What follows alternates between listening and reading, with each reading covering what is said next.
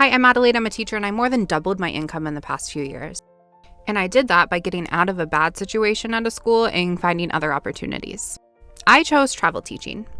Travel teaching works a lot like travel nursing, where you fill in for hard-to-fill positions all over the country for a set period of time, but for teachers, it's usually a school year at a time, so that's really nice. You get to try out living in different locations for a year.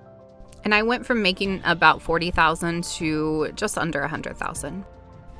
In my last video about this, I was asked this comment. How do I get it to show up? I don't know. I thought this would be cool. Okay. Do you need to get a license for each state do you work in, or do you take a practice exam?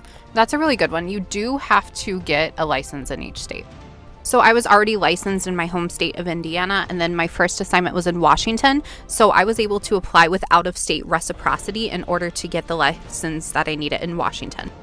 However, some states are a little trickier. For example, California. I was able to get my license. That wasn't really a problem, but I didn't have an English learner authorization because that's not required in Indiana, but I needed it in order to keep teaching in California. So I had to take the CTEL exam, and I was able to get my license that way.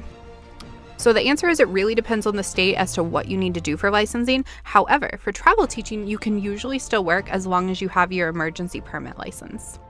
So if you hop from state to state from year to year, it doesn't really make that much of a difference. But if you're staying somewhere for a while, you might have to do some additional testing. Let me know if you have any other questions about travel teaching.